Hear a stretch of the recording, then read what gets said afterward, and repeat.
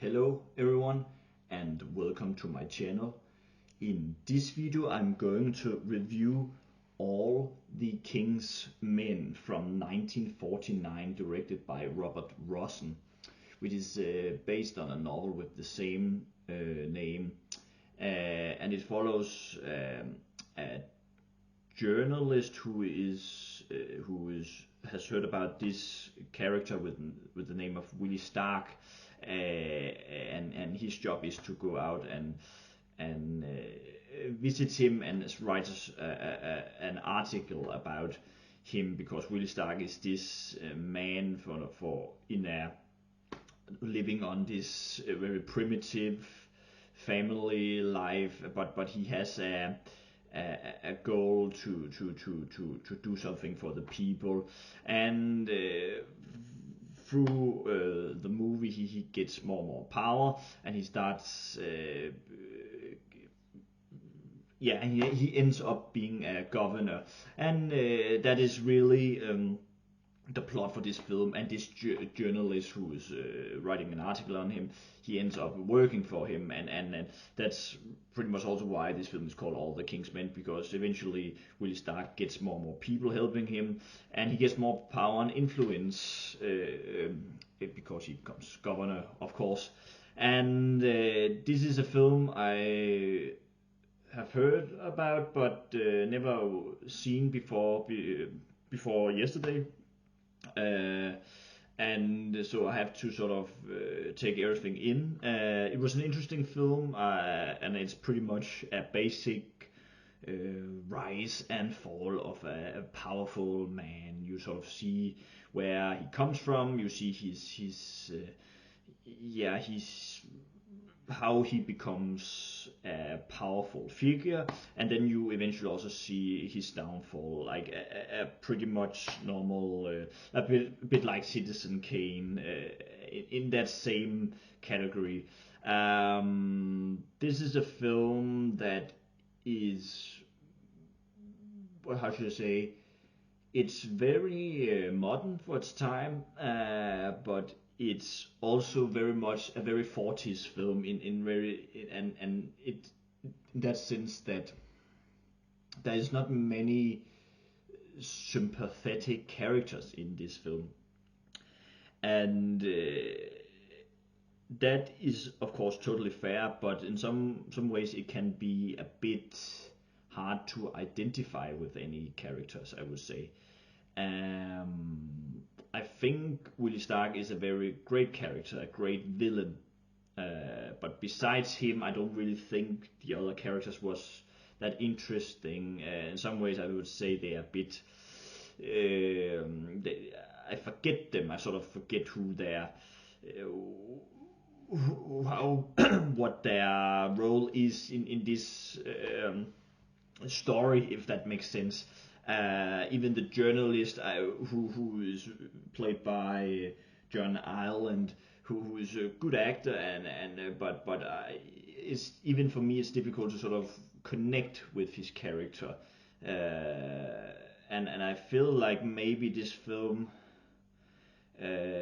is just a very bleak film in some ways, and but I wouldn't say it's a big issue, but it took time for me while I was watching it before I sort of got hooked by this story. It's actually, I would say, first the last 45 minutes it becomes interesting, I think.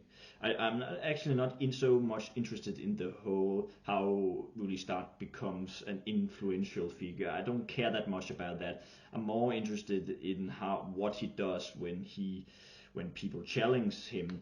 When, for example, his son drives drunk and ends up in an accident where a girl is with him, ends up dying, then that scene was the first one I became very interested in, because now Willie Stark has to deal with the consequences after that, because he is an influential figure, and that will be a bad thing for him.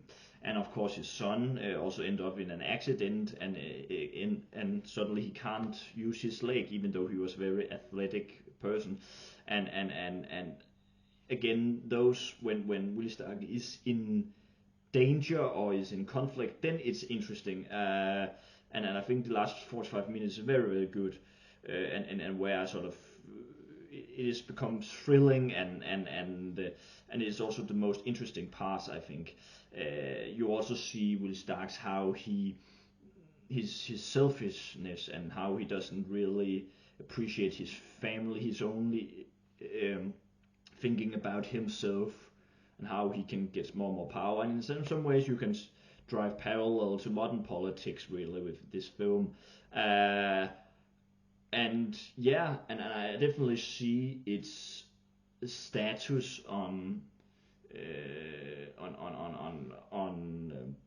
yeah, politics, but also traditional political films, really, and even like TV series like House of Cards, it does have a bit of the same similarities, really.